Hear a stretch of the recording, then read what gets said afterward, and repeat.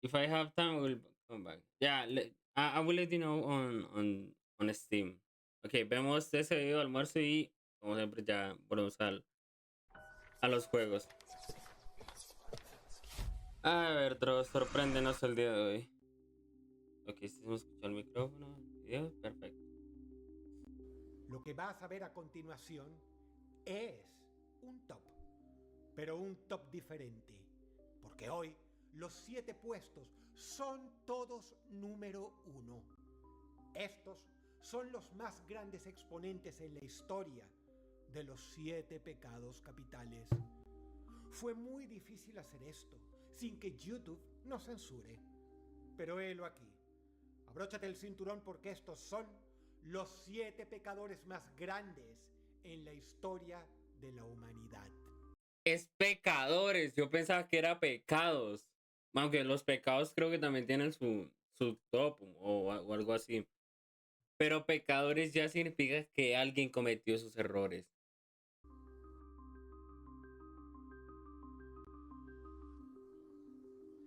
La ira.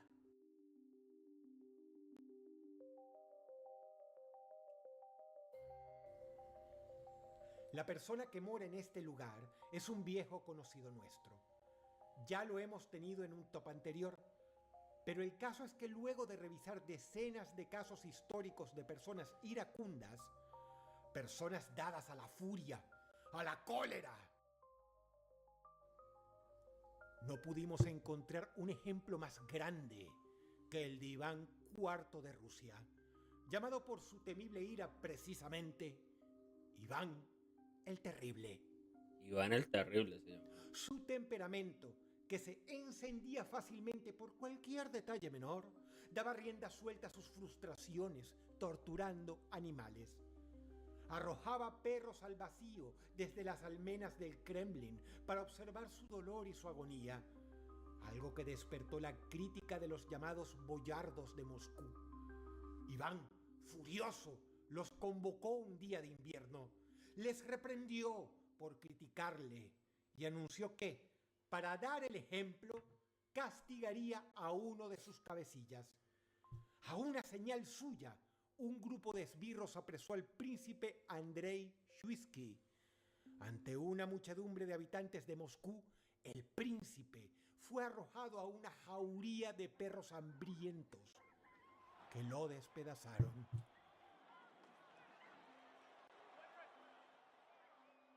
Cuando se enfurecía con su pueblo debido a cualquier noticia desagradable que le llegaba, cerraba las plazas y soltaba osos salvajes para que atacaran a la gente. ¿Osos? Se dice que también, por ira, incendió Moscú en varias ocasiones, echándole la culpa a los nobles para que el pueblo los linchara. Ahogaba a sus enemigos personalmente con sus manos en el agua helada del río y en un arrebato de ira cometió el acto más abominable que puede cometer un hombre. Presa de la furia en el marco de una discusión, Iván ahorcó y asesinó a su propio hijo, acción que fue inmortalizada en una pintura. Iván el Terrible fue sin dudas el regente más iracundo de la historia. Gobernó con ira, vivió con ira Y y murió. presa de esa ira murieron miles de personas. Entre iracundos, él es el número 1. Wow. La Wow. gula.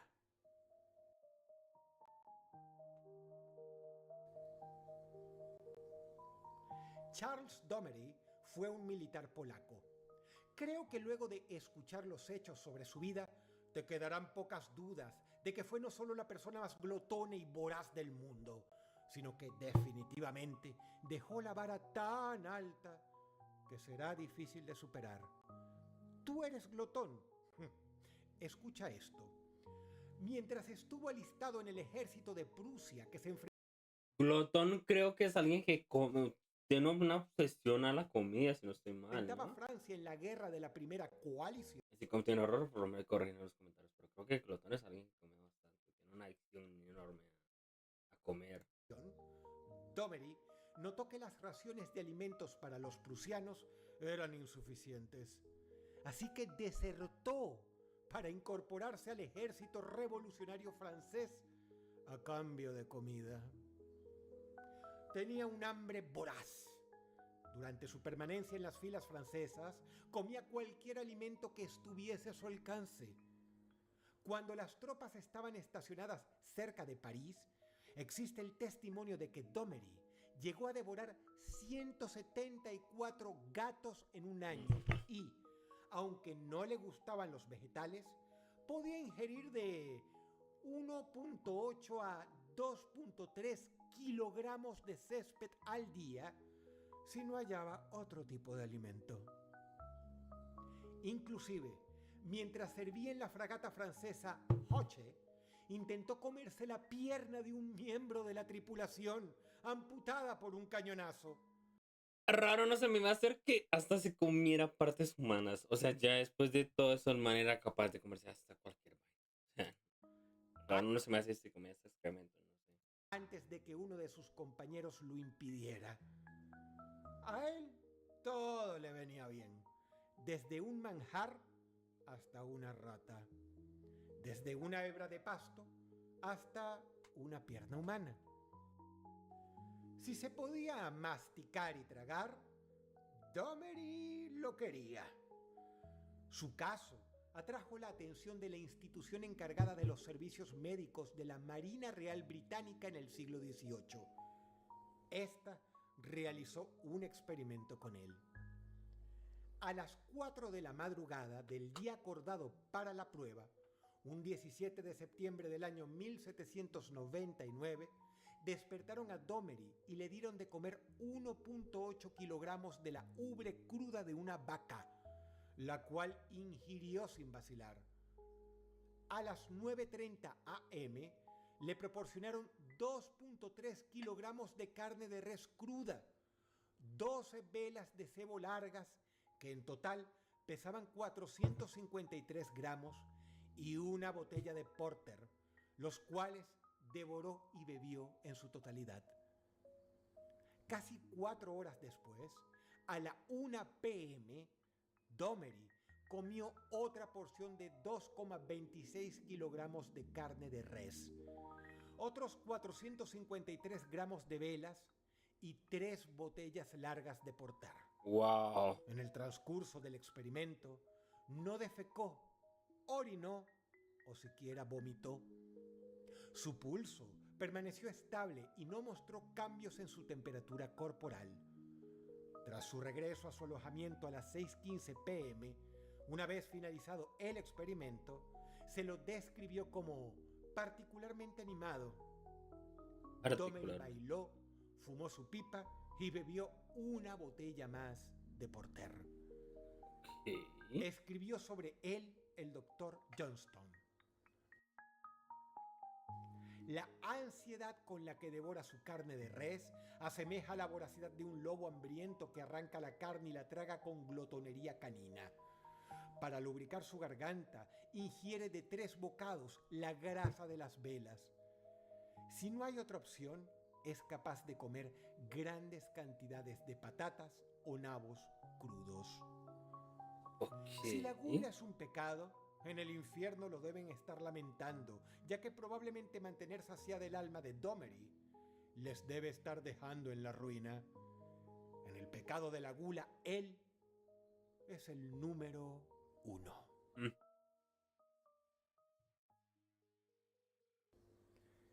La soberbia.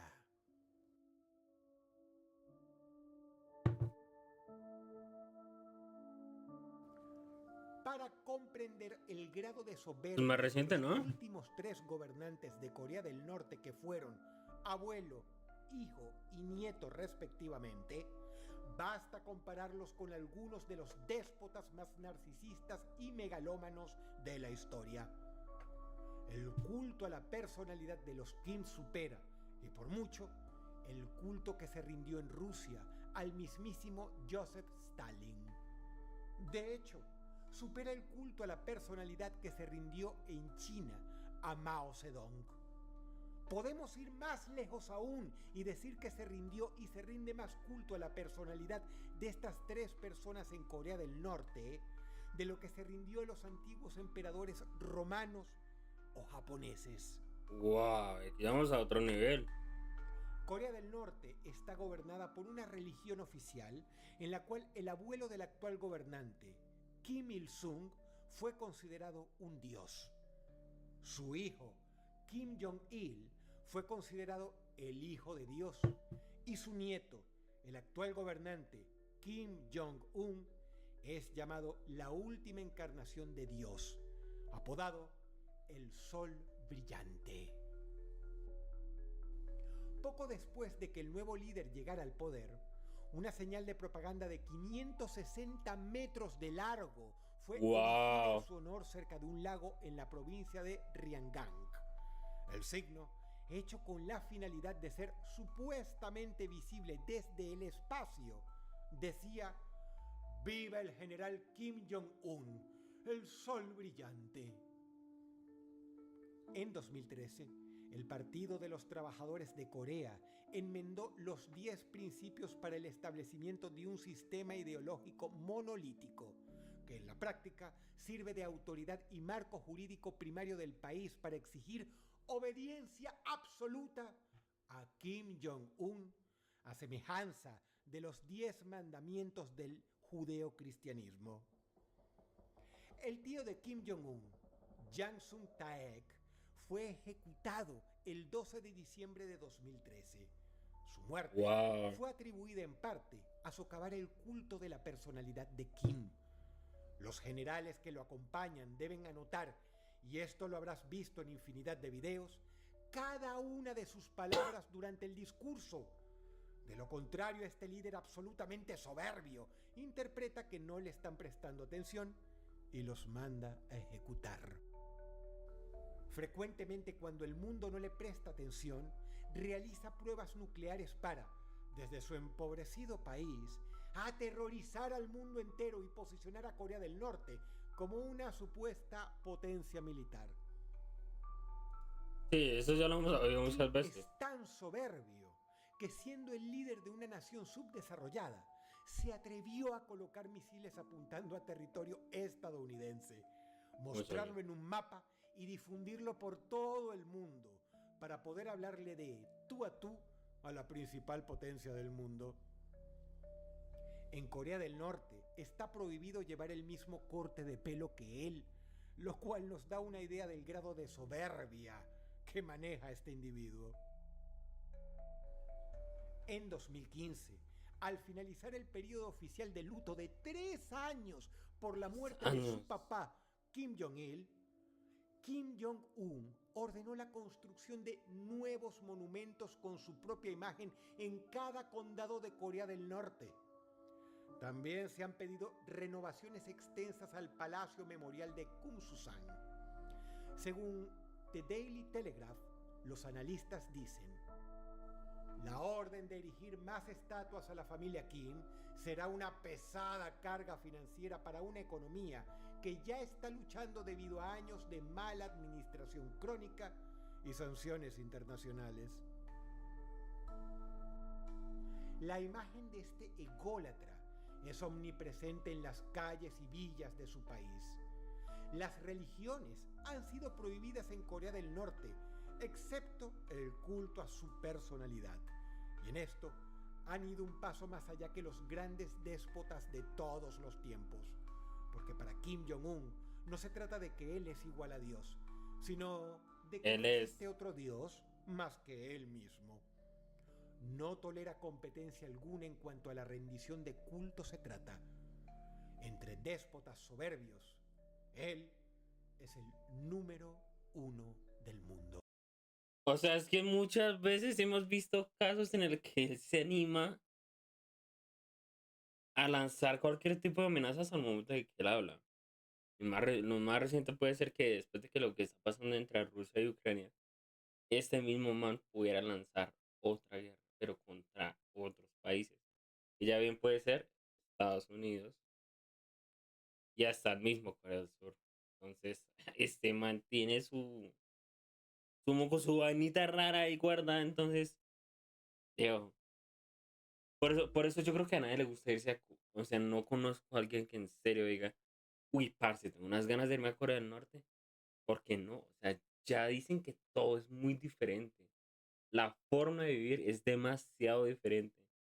Y que hasta para salir es un camello. La lujuria. No me interesa. La lujuria. Esa sí me interesa.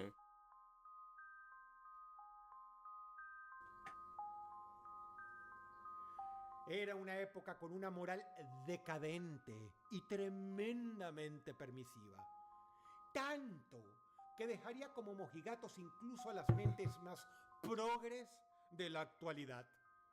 Hablamos de la antigua Roma. Y sin embargo, la escandalosa reputación de la emperatriz Valeria Mesalina se destaca. Fue considerada la mujer más promiscua y libertina de la antigua Roma y por extensión de toda la historia. Mesalina fue la tercera esposa de Claudio, el emperador que extendió el dominio romano en el norte de África e hizo de Gran Bretaña una provincia. Un artículo de la BBC menciona que se la recuerda no solo por sus intrigas para aferrarse al poder, sino también y sobre todo por su apetito sexual. Tanto así que hasta apareció en la enciclopedia Historia Natural de Plinio el Viejo, escrita en el 77 después de Cristo, como evidencia científica de que los humanos son los únicos animales sexualmente casi insaciables. Ok. Según el escritor Plinio el Viejo, Mesalina demostró su incomparable lujuria al competir con la más famosa de las prostitutas profesionales de Roma, para ver quién de las dos podía acostarse con más hombres en 24 horas. La emperatriz Mesalina superó a la mayor de las prostitutas después de continuos coitos, noche y día, en el 25º abrazo. Las ¿Tras? orgías que organizaba y lideraba Mesalina varios días a la semana eran célebres en todo el imperio, y en las mismas se entregaba a sus impulsos sexuales con hombres, mujeres de todas las edades y razas, e incluso con animales. No. Descrita como bella, Ew. con cabello negro azabache, caderas sensuales y una sonrisa que enamoraba a cualquier hombre, fue protagonista de escritos como el del poeta Décimo Juvenio Juvenal del siglo I y II, quien en una de sus sátiras la llamó prostituta imperial. Juvenal cuenta que, apenas el marido de Mesalina se quedaba dormido, ella salía del palacio con una peluca rubia para esconder su identidad e iba a un burdel, pues prefería un lecho barato a la cama real. Ahí se acostaba con clientes hasta que el proxeneta del lugar la obligaba a irse, exhausta pero no saciada. Durante siglos, su supuesta promiscuidad y desenfreno sexual inspiró novelas, óperas y hasta películas. En cuanto a la lujuria, la emperatriz Mesalina es por lejos la número 1. No le bastaba con solo acostarse con mujeres y niños, de mujeres y hombres y personas de todas las edades, sino que hasta con animales. Ya la cabeza en sí de estas personas, ¿qué pasaba en esos tiempos? Dios me va a castigar es por esta misma, y les voy a decir por qué. Pagué como un año de gimnasio y solo he ido como 2 veces al gimnasio. Y en octubre se me acaba el gimnasio y no he ido por eso. por quedarme aquí haciendo transmisiones en vivo. Y sí, Dios me va a castigar es por esto, yo creo. La pereza.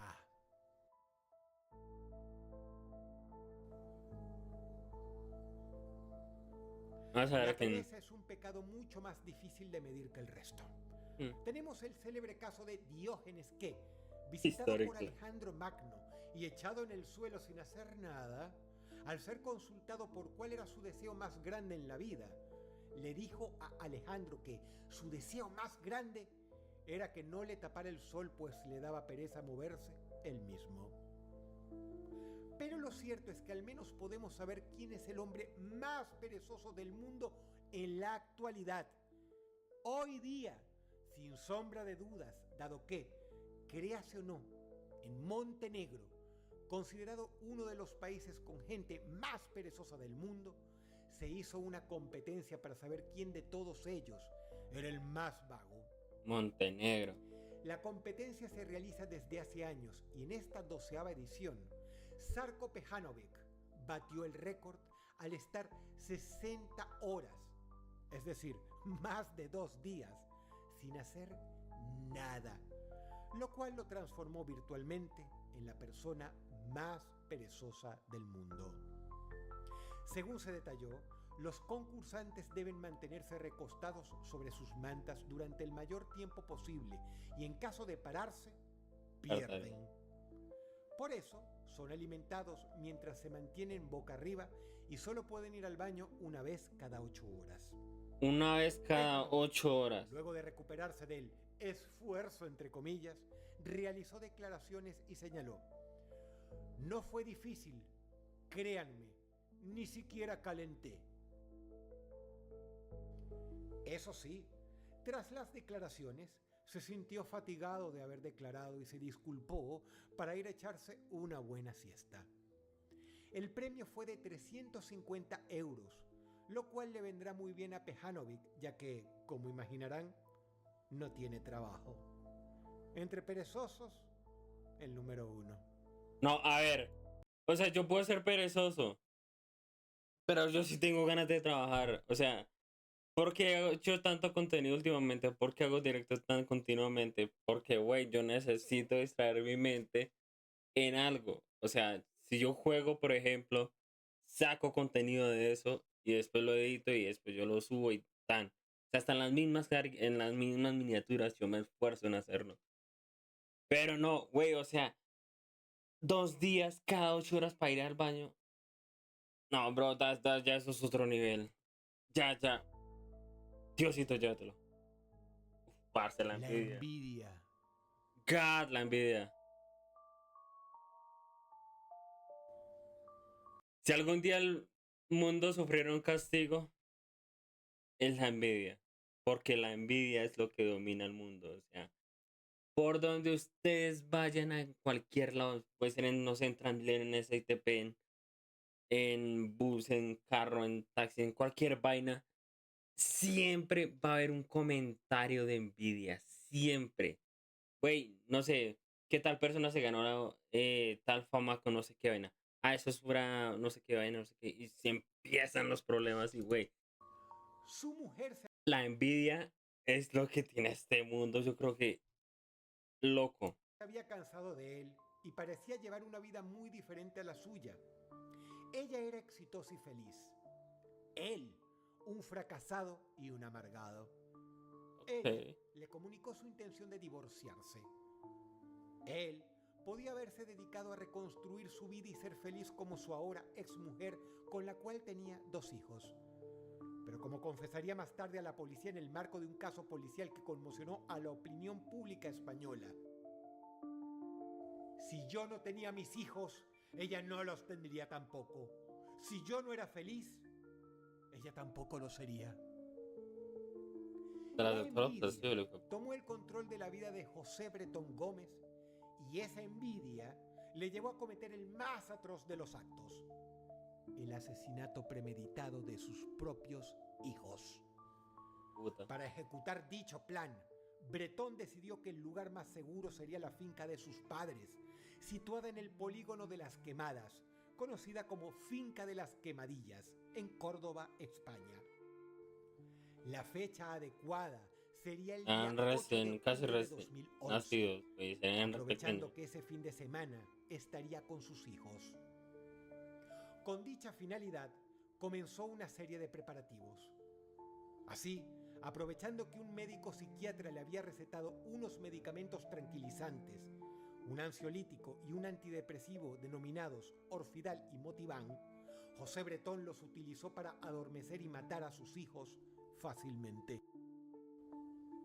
Asimismo, con la intención de hacer desaparecer los cuerpos de sus hijos, entre los días 5 y 7 de octubre de 2011, José Bretón hizo acopio de leña y adquirió combustible en grandes Y no vegas cantidades que en los una quemó. gasolinería de Huelva, comprando en total 271,11 litros. Al mismo tiempo, fue ideando una coartada para la desaparición de sus hijos, decidiendo fingir que se le habían perdido en un parque. El llamado Caso Bretón ha inspirado un sinfín de programas, libros y artículos en España por la frialdad con la que procedió el filicida y por ser precisamente un delito motivado no por la ira ni por alguna pasión, sino lisa y llanamente por la La envidia. envidia, lo cual nos recuerda que ésta nos hace capaces de cometer los actos más terribles. Entre enanos espirituales y envidiosos fracasados, José Bretón Gómez es el número 1. Pues puta. La avaricia.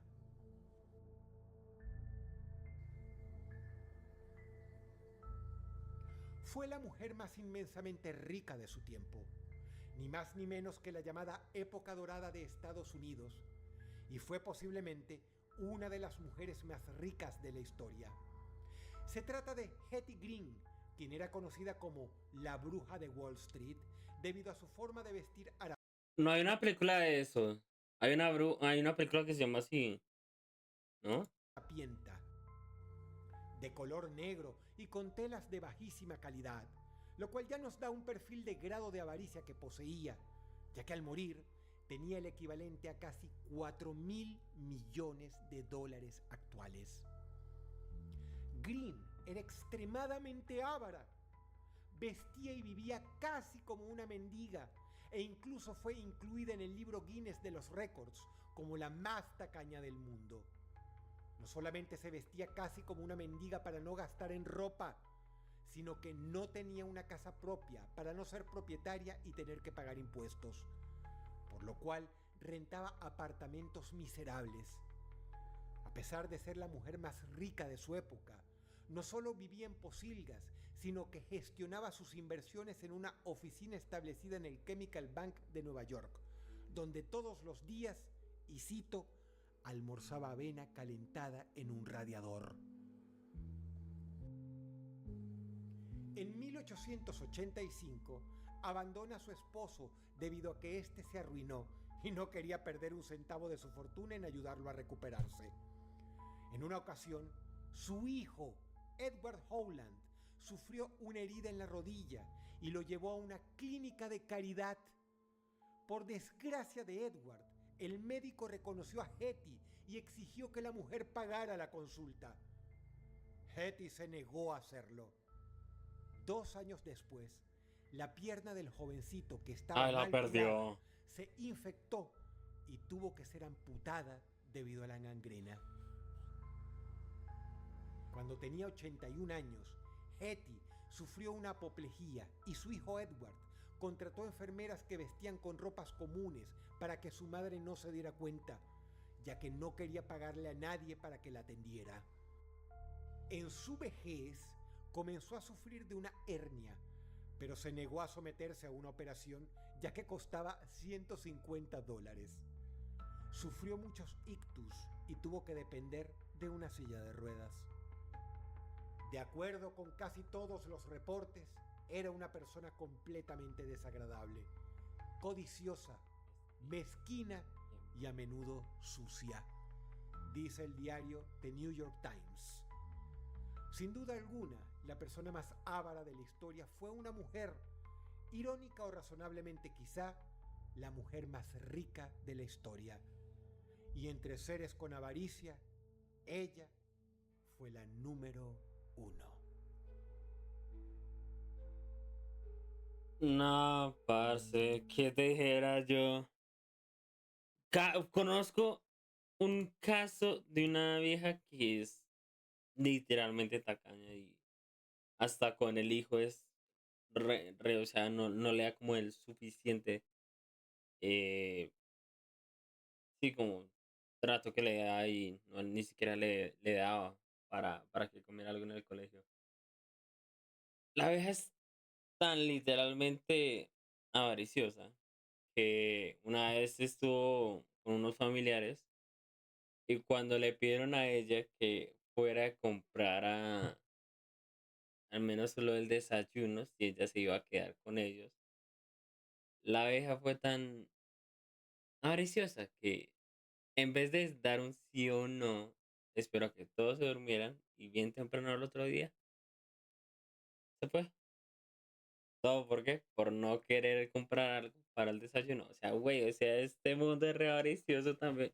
Yo no sé qué más decir, bueno, o sea, preocupante la cosa, la verdad. Este mundo está grave.